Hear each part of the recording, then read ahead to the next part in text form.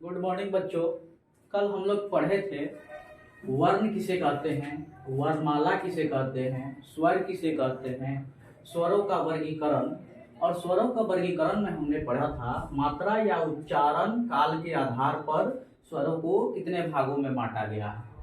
उसके बाद हम लोग आगे बढ़ते हैं, आज पढ़ते हैं उसी में आगे पढ़ते हैं 2 नंबर में मुख्य विवर यानी मुख्य द्वार खुलने के आधार पर स्वरों को कितने भागों में बांटा गया है।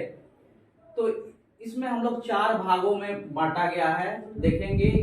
फर्स्ट को बोलेंगे विवृत, सेकेंड को बोलेंगे अर्ध विवृत, थर्ड को बोलेंगे संवृत, फोर्थ को बोलेंगे अर्ध संवृत। अब हम लोग ये देखेंगे जो विवृत होता है उसमें हम लोग स्वरों का उच्चारण किस प्रकार करते हैं। तो विवृत में स्वरों का उच्चारण मुख्य द्वार यानी स्वरों के उच्चारण में मुख्य द्वार पूरा खुलता है।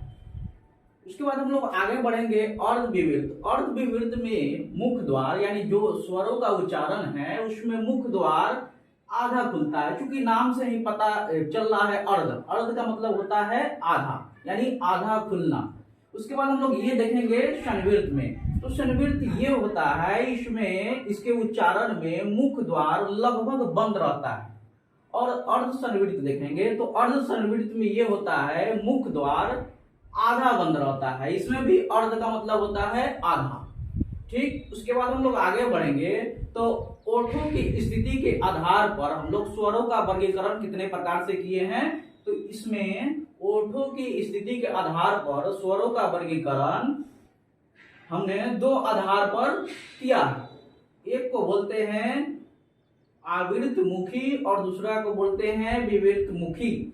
अब आवृत मुखी में ये देखेंगे कि स्वरों का उच्चारण में ओठ गोलाकार नहीं होता है। यानी जो हम लोग स्वर बोलेंगे उसमें उच्चारण करने में आपका ओठ गोला नहीं होगा। जैसे एग्जांपल मान लेते हैं हम लोग, यानी एग्जांपल है ओ और आ, इसमें आपका ओठ गोला नहीं होगा। उसके बाद हम लोग आगे बढ़ेंगे तो विवृत मुखी में। तो विवृत मुखी में ये होता है कि स्वरों का उच्चारण में ओठ गोलाकार हो जाता है। यानी जो स्वर का उच्चारण करेंगे उसमें ओठ हो जाएगा आपका गोला। ठीक है ना। जैसे एग्जांपल हम लोग ले लेते हैं छोटा ऊ और बड़ा ऊ। इसके बाद हम लोग आगे बढ़ेंगे यानी 4 नंबर में हम लोग आएंगे। यानी इसमें हम लोग ये पढ़ेंगे हवा के नाक व मुख के निकलने के आधार पर। तो हवा के नाक और मुख के निकलने के आधार पर स्वरों को हम लोग 2 भागों में बांटा गया है।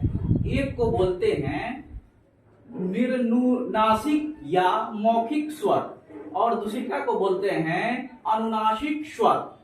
अब हम लोग ये समझेंगे जो मौखिक स्वर है उसमें उसके उच्चारण में हवा जो है मुख से निकलती है। जैसे यहाँ एग्जाम्पल दिया है ओ और आ, यानी इसके उच्चारण करेंगे तो हवा मुख से निकलेगा। उसके बाद अनुनासिक में हम लोग ये देखेंगे कि अनुनासिक को जब उच्चारित करेंगे यानी उच्चारण में हवा मुख के साथ साथ नाक से भी निकलती है। जैसे एग्जाम्पल यहाँ पे आपके दिया हुआ है। आगे हम लोग बढ़ेंगे। जीभ जो है, जीभ के प्रयोग के आधार पर स्वरों को हम लोग 3 भागों में बांटा गया है। एक को बोलते हैं अग्र स्वर, सेकेंड को बोलते हैं मध्य स्वर और थर्ड को बोलते हैं पश्च स्वर। अब हम लोग अग्र स्वर में ये देखेंगे इसके उच्चारण में जीभ के आगे का भाग ऊपर उठ जाता है। जैसे एग्जाम्पल यहाँ दिया है छोटा ई और बड़ा ई। इसको उच्चारित करेंगे तो जीभ का आगे का भाग उठ जाएगा। उसके बाद मध्य स्वर हम लोग देखेंगे। यानी मध्य स्वर में उच्चारण में जीभ को समान अवस्था में रहती है। यानी जो मध्य स्वर को जो हम उच्चारित करेंगे तो उसमें जीभ जो है समान अवस्था में यानी कोई हलचल नहीं करेगी। जैसे हम लोग एग्जाम्पल ले लेते हैं अ। इसके बाद हम लोग थर्ड में ये देखेंगे पश्च स्वर। तो पश्च स्वर को उच्चारण में जीभ यानी पश्च यानी पीछे का भाग ऊपर की ओर उठता है। जैसे एग्जांपल ले लेते हैं आ और उ। ठीक, आगे हम लोग बढ़ते हैं प्रणत्व के आधार पर। ठीक 6 में ये है प्रणत्व के आधार पर स्वरों का वर्गीकरण।